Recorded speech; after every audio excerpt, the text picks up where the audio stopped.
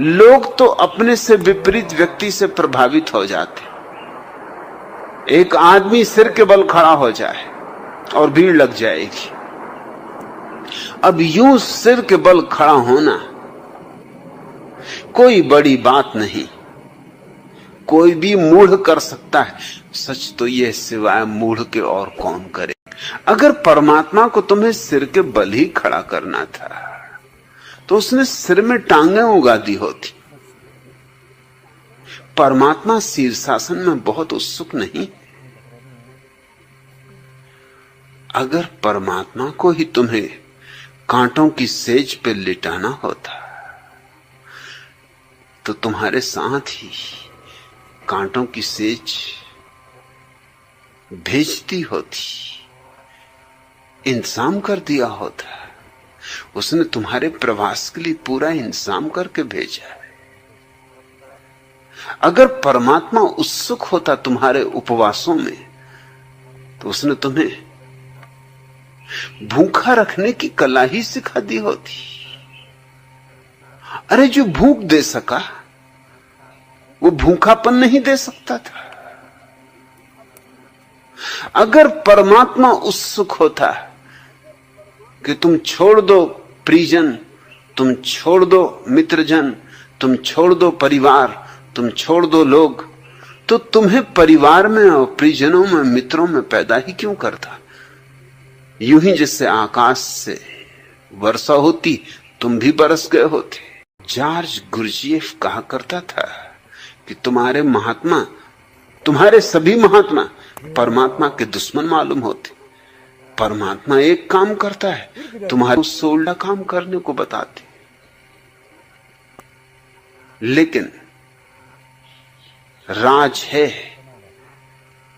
राज यह है कि परमात्मा तो तुम्हें सहज स्वाभाविक बनाता है, महात्मा तुम्हें असहज अस्वाभाविक बनाते हैं, क्योंकि असहज अस्वाभाविक होकर ही तुम आकर्षण के बिंदु बनते हो।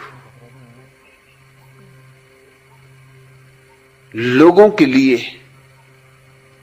तुम्हारे प्रति सम्मान तभी पैदा होगा जब तुम कुछ उल्टा करो। अमेरिका में एक विचारक हुआ रॉबर्ट रिपले, वो प्रसिद्ध होना चाहता था। कौन प्रसिद्ध नहीं होना चाहता? चाहता था सारी दुनिया उसे जान ले। गांव में एक बहुत बड़ा सर्कस आया हुआ था। सोचा उसने कि सर्कस इतना प्रसिद्ध है, जग जाहिर है, इसके मैनेजर को जरूर कुछ सूत्र पता होंगे प्रसिद्धि के। तो मैनेजर से उसने अलग से मुलाकात ली और कहा कि मुझे भी कुछ राज बताओ, मैं भी प्रसिद्ध होना चाहता हूं। मैनेजर ने यूं ही मजाक में कहा, सर्कस का ही मैनेजर था, धंधा ही मजाक का था, तमाशबीनी का था। उसने कहा इसमें क्या खास बात है, तुम अपने सिर के आधे बाल कटा लो और चुपचाप बिना कुछ बोले जमीन पर टकटकी बांधे पूरे न्यूयॉर्क की सड़कों पर चक्कर काटते रहो, 3 दिन बाद आना। 3 दिन बाद वो आया तो साथ में अखबारों की बहुत सी कटिंग भी लाया, क्योंकि अखबारों में तस्वीरें ही छप गई। चर्चा हो गई गांव में, घर घर में कि कौन है आदमी आधे सिर के बाल कटाए हुए, कौन प्रसिद्ध ना हो जाए। रिप्ले ने मैनेजर को बहुत धन्यवाद दिया और कब आगे के लिए कुछ और बताएं। न्यूयॉर्क में तो जलवा हो गया, डुंडी पिट गई। एक बच्चा ऐसा नहीं है जो न जानता हो। गांव गांव आसपास भी खबर फैलने लगी। मैनेजर ने कब तुम ऐसा करो, एक बड़ा आईना खरीदो, उस आईने को अपनी कमर पर बांध लो, आईने में देखो तो पीछे का रास्ता दिखाई पड़ेगा और बस पीछे की तरफ चलो, आगे की तरफ नहीं। और सारी अमेरिका का चक्कर लगा डालो। और रिप्ले ने वही किया, और चक्कर पूरा होते होते अमेरिका में ही नहीं सारी दुनिया में प्रसिद्ध हो गया ये कौन आदमी। और उससे कहा तू बिल्कुल चुप रहना, बोलना है ही नहीं, जितना चुप रहेगा उतना ही अच्छा, बोले तो कहीं बात ना खुल जाए। बुद्धिमान आदमी का बोलना अच्छा, बुद्धू का चुप रहना अच्छा, क्योंकि बुद्धू चुप रहे तो बुद्धिमान मालूम होता है। सो रिप्ले बिल्कुल चुप रहा। लाख लोगों ने पूछा, मुस्कुराए, कुछ कहे ही ना। अरे राज की बातें कहीं कही जा सकती, शब्दातीत कहो भी तो कैसे कहो, अनिर्वचनीय। प्रवचन से तो मिलती नहीं, बोलने से तो मिलती नहीं, कहने से तो कही नहीं जाती, हस्तांतरणी नहीं। कोई जानने वाला ही जान ले तो जान ले। और मजा तो तब हुआ जब रिप्ले ने पाया कि कुछ उसके शागिर्द भी पैदा हो गए, उसके पीछे पीछे चलने लगे। उन्होंने भी छोटी छोटी व्यवस्थाएं कर ली, जिससे जैसा दर्पण बन सका ले आया। अकेला नहीं, अब रिप्ले की एक कतार चलने लगी, और वो भी सब चुप। अरे जब गुरु ही चुप तो शिष्य भी चुप।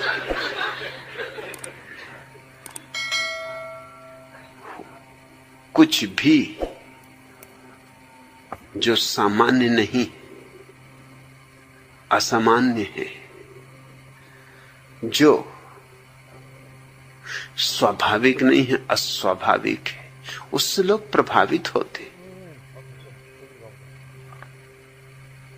लोगों को प्रभावित करना अहंकार की बड़ी गहरी अभिप्सा है। ये जो भगोड़े हैं, इनसे लोग प्रभावित हुए। इनसे प्रभावित होने का कुल कारण इतना था कि ये कुछ कर रहे थे जो अस्वाभाविक था। स्वाभाविक आदमी से कौन प्रभावित होगा? जापान का एक सम्राट सद्गुरु की तलाश कर रहा था, बहुत तलाश की, सद्गुरु न मिला सो न मिला। जो जो नाम ज्ञात थे, परिचित थे, पहचाने थे, वहां वहां गया, लेकिन तृप्ति न हुई। अपने बूढ़े वजीर से पूछा कि मैं तो युवा हूं, तुम तो बूढ़े हुए, तुम्हें तो कुछ पता होगा, कोई तो ऐसा आदमी होगा। वो बूढ़ा हंसने लगा। उसने कहा आदमी तो हैं, लेकिन तुम न पहचान सकोगे, क्योंकि सच्चा सद्गुरु बिल्कुल सहज स्वाभाविक होगा। उसमें कोई सींग थोड़ी निकले होते जो तुम पहचान लोगे। तुम तलाश कर रहे हो किसी उल्टे सीधे आदमी की। लोग तो मिलेंगे बहुत उल्टे सीधे, मगर जो अभी खुद ही उल्टे सीधे, वो तुम्हें क्या लाख उपाय भी करें तो मार्गदर्शन दे सकेंगे, तुम्हें भी और अस्त व्यस्त कर देंगे। तुम वैसे ही अराजक अवस्था में हो, वो तुम्हें और अराजक कर देंगे। मैं एक आदमी को जानता हूं,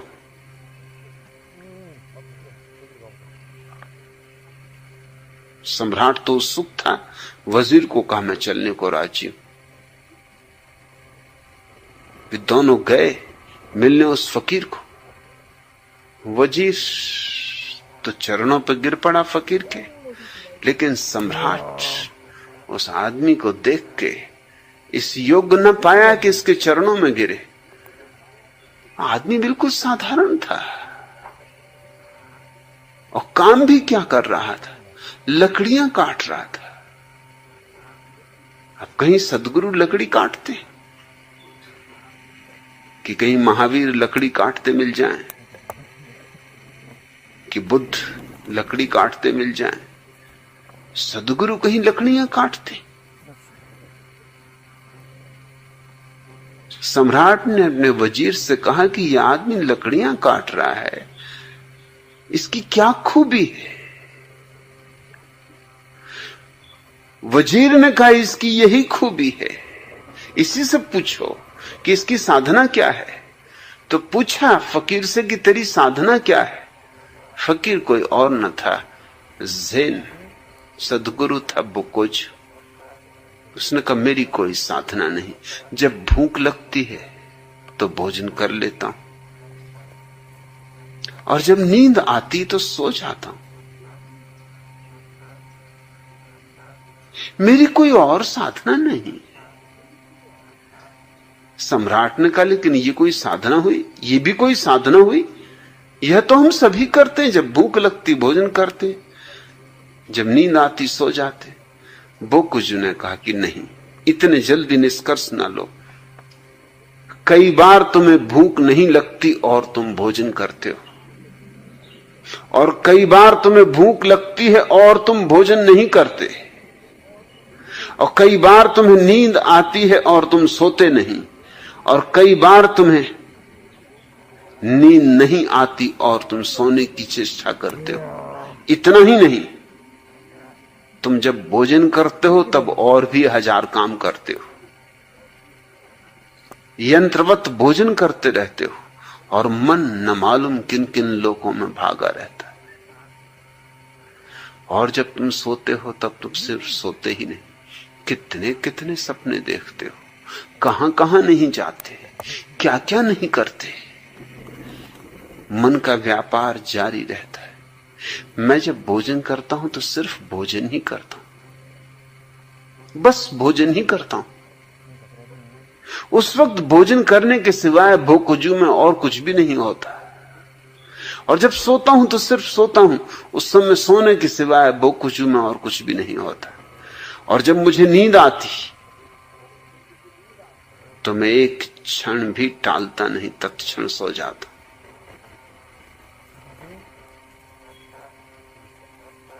बोकुजू के संबंध में कहानियां हैं कि कभी कभी बीच प्रवचन में देते सो जाता था।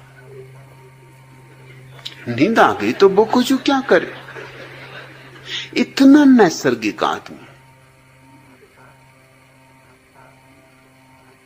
और ब्रह्म मुहूर्त में नहीं उठता था। और जब किसी ने पूछा उससे कि फकीर को तो ब्रह्म मुहूर्त में उठना चाहिए, तुम ब्रह्म मुहूर्त में नहीं उठते? बोकुजू ने कहा मैंने परिभाषा बदल ली अनुभव से, फकीर जब उठे तब ब्रह्म मुहूर्त। जब नींद खुले तो भीतर का ब्रह्म जागना चाहता है, ये ब्रह्म मुहूर्त।